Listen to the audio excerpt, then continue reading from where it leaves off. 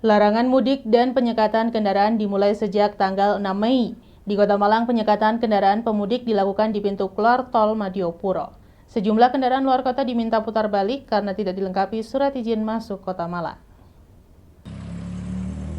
Sejumlah petugas gabungan dari TNI, Polri, Dishub, Satpol PP, dan Dinas Kesehatan mulai Kamis dini hari melakukan penyekatan kendaraan berplat nomor luar Malang yang hendak melakukan mudik ke Kota Malang.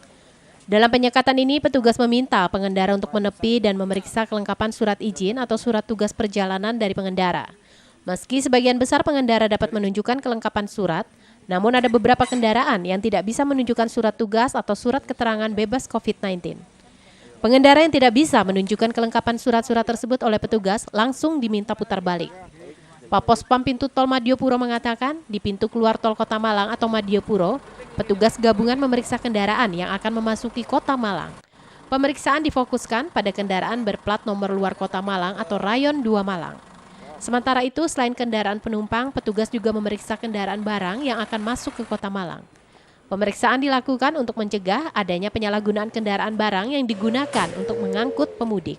Misi kita adalah penyekatan khusus kendaraan yang dari luar kota. Sesuai instruksi daripada pimpinan, kita mengembalikan kendaraan yang disinyalir melakukan mudik. Terkecuali bila mana yang bersangkutan bisa menunjukkan surat tugas serta kendaraan barang yang mengangkut sembako, maka kita perbolehkan. Dan sudah ada sekitar 4 kendaraan yang sudah kita putar balikkan karena didapati identitas luar kota dan tidak ada surat tugas. Serta 1 kendaraan angkutan barang kita kembalikan juga tidak membawa angkutan sembako. Simon Alfredo melaporkan. Pemerintah resmi melarang mudik Lebaran 2021 untuk mencegah peningkatan virus corona di masyarakat. Aturan ini tertuang dalam Surat Edaran Kepala Satgas Penanganan COVID-19 nomor 13 tahun 2021 tentang peniadaan mudik pada bulan Ramadan dan Hari Raya Idul Fitri tahun 1442 Hijriah mulai tanggal 6 sampai dengan 17 Mei 2021. Hari pertama diberlakukan larangan mudik, petugas gabungan dari 2 daerah yakni Kota Batu dengan Kabupaten Kediri melakukan penyekatan di perbatasan wilayah. Penyekatan wilayah larangan mudik ini dilakukan petugas gabungan TNI, Polri, Satpol PP, dan Dinas Perhubungan dari Kota Batu dan Kabupaten Kediri untuk kendaraan pemudik dari sejumlah daerah non-rayon aglomerasi Polda Jawa Timur. Satu persatu kendaraan yang melintas di pos checkpoint penyekatan diperiksa petugas gabungan. Pemeriksaan yang dilakukan oleh petugas gabungan antara lain identitas pengendara dan kelengkapan surat keterangan sehat atau hasil rapid test atau antigen. Tidak hanya pemeriksaan identitas dan surat keterangan antigen dan rapid test, namun petugas juga menginterogasi pengendara terkait tujuan utama jika tujuan mudik pengendara diputar balik oleh petugas. Penyekatan larangan mudik pemerintah memberikan pengecualian bagi mereka yang memiliki keperluan mendesak. Pengecualian untuk perjalanan selama larangan mudik Lebaran 2021 meliputi orang yang bekerja, perjalanan dinas oleh ASN, pegawai BUMN, BUMD, Polri, TNI atau pegawai swasta yang dilengkapi dengan surat tugas dengan tanda tangan dan cap basah. Selain itu kunjungan keluarga sakit, kunjungan duka anggota keluarga meninggal, pelayanan kesehatan darurat sementara. Kendaraan yang mendapat pengecualian untuk melakukan perjalanan yaitu kendaraan pimpinan Lembaga Tinggi Negara RI, kendaraan dinas operasional, berplat dinas TNI, Polri, serta kendaraan dinas operasional petugas jalan tol, kendaraan pemadam kebakaran, ambulan, mobil jenazah, mobil barang, dan tidak membawa penumpang. Pos penyekatan yang antara Kediri dan Batu terletak satu di Kandangan. Inilah posnya di belakang kami. Di sini kita sesuaikan dengan SOP yang berlaku. Tanggal 6 sampai tanggal 17 adalah penyekatan di mana yang bisa melaksanakan perjalanan atau melanjutkan perjalanan adalah yang berdinas atau yang membawa surat kelengkapan yang berlaku. Ya, berbentuk dari SIKM maupun EHEC yang ada. Jadi operasi ini sudah efektif mulai dari tadi malam. Kalau mobil yang diputar balik sudah banyak. Tadi kami masih running datanya. Jadi sudah banyak yang diputar balik dari luar kota. Yanto Yancong melaporkan. Petugas gabungan yang terdiri dari kepolisian, TNI, Dinas Kesehatan, dan unsur terkait melakukan pengecekan suhu tubuh KTP pengendara yang melintas di Jalan Simpang Panji Suroso, Kota Malang. Pemeriksaan ini untuk mendukung instruksi pemerintah pusat terkait dengan larangan mudik dan pencegahan COVID-19. Pemeriksaan kepada pengendara yang melintas di Jalan Raya Panji Suroso dilakukan oleh petugas gabungan yang terdiri dari unsur kepolisian, TNI, petugas kesehatan, Dishub, dan unsur terkait lainnya. Sasaran pemeriksaan ini adalah pengendara yang melintas, baik pengendara roda 2 maupun roda 4. Kegiatan ini dilaksanakan terkait dengan larangan mudik lebaran dan upaya pencegahan penyebaran COVID-19. Para pengendara yang melintas diberhentikan petugas untuk diperiksa suhu tubuh dan juga KTP untuk memastikan yang bersangkutan merupakan warga Malang Raya atau warga di luar rayon, tetapi mempunyai kepentingan pekerjaan dan dilengkapi dengan hasil tes kesehatan. Menurut petugas Pospam Simpang Panji Suroso menjelaskan, kegiatan operasi ini dilakukan tidak terus-menerus setiap hari, tidak rutin melihat kondisi arus dan kepadatan kendaraan yang melintas. Di lokasi terlihat ada warga dari luar rayon yang masuk untuk keperluan pekerjaan dan dilengkapi dengan surat keterangan sehat dan negatif COVID-19 sehingga diperbolehkan melintas. Sementara untuk kendaraan berplat nomor luar rayon Malang Raya, Probolinggo, dan Pasuruan juga diperiksa isi kendaraan untuk mobil angkutan barang. Kebetulan di wilayah Kota Malang hanya melakukan sterilisasi dalam artian kita mengambil, mungkin ada yang di Singosari terlewati, kita yang ambil dari sini. Fleksibel sifatnya, jadi tidak rutin tiap hari. Kalau memang keadaan kendaraan cukup ramai, kita cek plat keluar. Kita cek plat keluar, kita samakan dengan KTP. Kalau memang warga Malang, kita lanjut tetap untuk cek suhu. Mudah-mudahan nanti di lapangan tidak ditemukan orang-orang yang positif COVID. Iwan Hikmawan melaporkan. Terima kasih Anda masih bersama kami dalam Info 7 Malang Raya. Meski ada larangan mudik yang dikeluarkan oleh pemerintah pusat, namun PT KAI Daob 8 Surabaya tetap mengoperasikan kereta api jarak jauh. Sebanyak 9 kereta api jarak jauh tetap beroperasi selama adanya larangan mudik.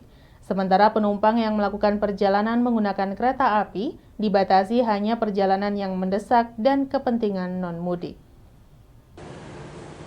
Sehari sebelum diberlakukannya penyekatan larangan mudik, Rabu sore kemarin di stasiun Kota Malang ramai penumpang, baik itu lokal maupun jarak jauh yang hendak melakukan perjalanan menggunakan kereta api. Para penumpang memilih berangkat lebih cepat karena takut akan dicegat saat operasi larangan mudik yang berlaku mulai Kamis dini hari. Anita Yusuf, salah satu penumpang kereta api jarak jauh tujuan Jakarta mengaku memilih mudik lebih cepat karena takut dicegat saat pemberlakuan larangan mudik.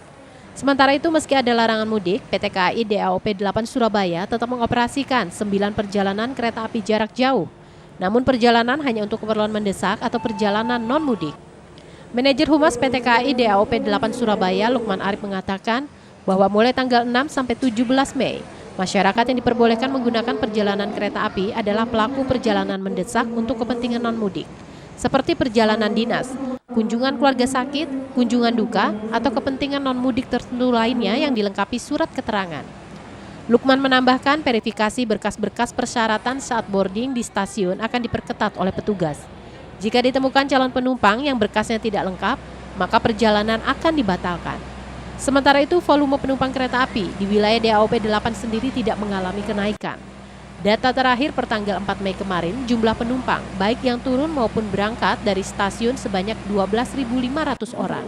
Tanggal 6 sampai dengan tanggal 17 Mei, Daob 8 akan mengoperasikan beberapa perjalanan kereta api jarak jauh, itu sebagai untuk kepentingan bagi perjalanan orang dengan kepentingan tertentu dan bukan untuk mudik.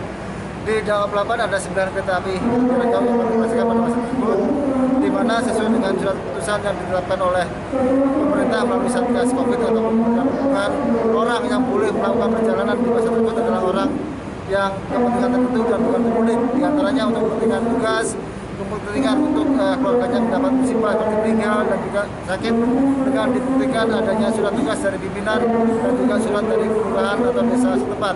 Dan dokumen tersebut akan kami verifikasi dengan ketat sebelum pelanggan kami tersebut melakukan perjalanan dengan kereta api di masa 6 sampai dengan 17 Mei nanti. Simon Alfredo melaporkan. Untuk memastikan stok maupun harga 9 bahan pokok makanan di Hari Raya maupun pasca Hari Raya Idul Fitri 1442 Hijriah, tim pengendali inflasi daerah Kota Batu melakukan sidak ke pasar tradisional Kota Batu.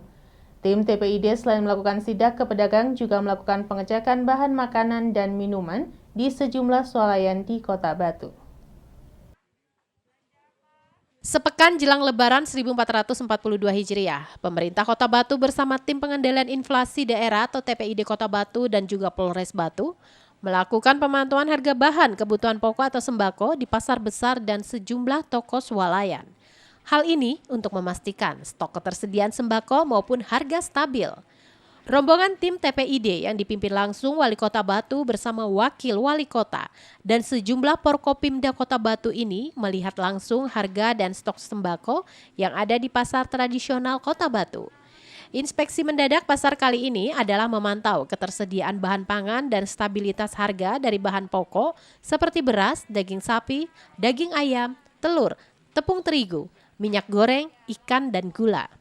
Wali Kota Batu Dewanti Rumpoko mengatakan, sidak harga sembako ini dilakukan untuk memastikan pasokan bahan pokok terlebih harga saat bulan Ramadan dan jelang Lebaran 1442 Hijriah tetap stabil dan tidak mengalami gejolak.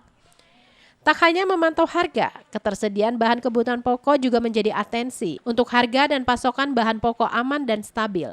Bahkan ada sedikit penurunan harga pada sejumlah bahan pokok.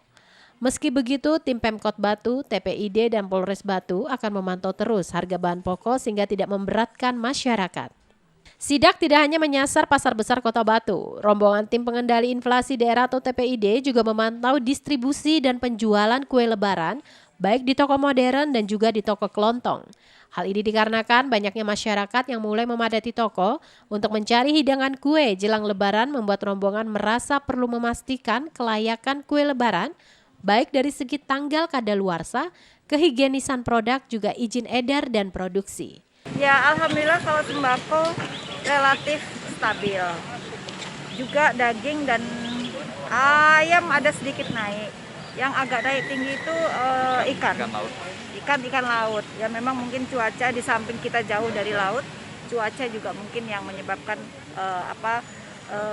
hasilnya berkurang. Ya, alhamdulillah kalau yang lainnya relatif stabil. Bahkan ada yang turun ya. Iya, turun. Stoknya semua aman. Sampai akhir bulan Mei aman. Yanto Yancong melaporkan. Terima kasih Anda masih bersama kami dalam Info 7 Malang Raya. Memasuki H-6 Lebaran, belum terlihat ada kenaikan jumlah penumpang angkutan umum. Sementara itu, kondisi arus kendaraan yang masuk ke Kota Batu masih terlihat lancar dan cenderung lengang, serta belum terlihat ada kepadatan arus. Beginilah yang terlihat di pintu masuk ke Kota Batu pada H-6 Lebaran. Arus masih terlihat lancar dan belum ada peningkatan kepadatan kendaraan. Tidak hanya itu, kondisi sepinya jalan juga berdampak pada masih belum adanya peningkatan jumlah penumpang angkutan umum di Terminal Kota Batu, baik jurusan Batu ke Landung Sari, Batu Karangploso maupun Batu menuju Ngantang dan beberapa jurusan lainnya. Berbeda dengan hari biasa yang masih ada penumpang. Pada H-6 Lebaran ini penumpang semakin berkurang dan hanya menyisakan 40% dan lebih sepi dari menjelang Lebaran tahun yang lalu.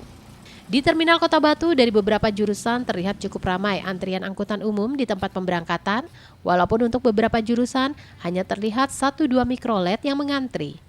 Menurut salah seorang sopir angkutan umum jurusan Batu Pujon Ngantang menjelaskan, puasa tahun ini lebih sepi untuk penumpang dibandingkan pada tahun kemarin dan sampai saat ini penumpang masih landai dan cenderung lebih sepi. Saya kira malah sepi muatan, karena orang semua takut, mau pergian kemana-mana takut, ya. Mau pergian dekat aja, kalau orang yang awam pasti takut, ya. Itu aja kendalanya. Ini satu ya, padahal sudah H-6 Lebaran Pak ya? Iya, H-6. Pak, kalau dengan tahun-tahun sebelumnya gimana nih H-6 Pak? Kalau tahun sebelumnya setahun kemarin itu ya sama dengan ini. Iya, tapi tahun kemarin. Iya, masih baikkan tahun kemarin. Iya, walaupun sekarang tambah jelek, memburuk. Iya. Untuk sehari-hari gimana tuh saat ini? Sehari-hari ya kebanyakan kadang tekor setoran. Setoran tekor. Padahal cuma 50% setorannya. Setorannya Pak ya? Iya, masih kadang pas-pasan, kadang kurang. Iya. Yang sering-sering kurang. Iwan Hikmawan melaporkan. Wali Kota Batu Dewanti Rumpoko menghadiri silaturahmi Ramadan yang digelar di Gedung DPRD Kota Batu, Kecamatan Junrejo, Kota Batu.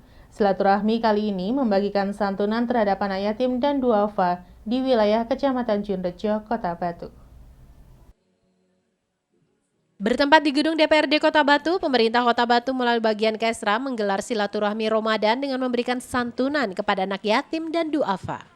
Dalam acara ini tampak hadir pula Wakil Wali Kota Batu Punjul Santoso, Kajari Batu Supriyanto, Ketua DPRD Asmadi dan tentunya orang nomor 1 di jajaran Polres Batu, AKBP Catur Cahyono Wibowo serta perwira penghubung Kodim 0818 Malang Batu. Dalam silaturahmi Ramadan kali ini, Ketua DPRD memberikan sambutan yang isinya curhat terkait kejadian gempa bumi beberapa pekan lalu yang berdampak pada gedung DPRD Kota Batu mengalami kerusakan. Wali Kota dalam sambutannya mengatakan, meski digelar sederhana namun tidak mengurangi rasa keakraban yang dijalin bersama Forkopimda Kota Batu. Karena masih dibalut pandemi COVID-19, kegiatan ini digelar secara terbatas dan berharap warga masyarakat untuk di rumah saja pada waktu Lebaran, karena pemerintah telah mengeluarkan aturan larangan mudik. Kegiatan silaturahmi Ramadan digelar bagian Kesra Kota Batu selama bulan Ramadan. Setiap harinya kegiatan ini digelar di tempat yang berbeda-beda. Pihaknya berpesan kepada Polres untuk turut bersinergi, membantu mengawasi pelaksanaan protokol kesehatan di destinasi-destinasi wisata. Meski ada larangan mudik, Dewanti berpendapat jika masyarakat akan tetap melakukan aktivitas wisata selama libur Lebaran. Silaturahmi Ramadan yang digelar di Gedung DPRD Kota Batu ini diakhiri dengan Mawidu Hasanah oleh pengasuh pondok pesantren yang ada di Desa Pesanggerahan, Kecamatan Batu. Kita sekarang melihat musim pandemi, dengan adanya bantuan kita mengadakan kegiatan keagamaan ini dapat meningkatkan ketakwaan yang pertama, terus yang kedua bisa menggerakkan ekonomi lah, soalnya kan juga ada bantuannya, ini kan situasi pandemi ini juga akan membantu memberikan ekonomi seperti itu. Yanto Yancong melaporkan.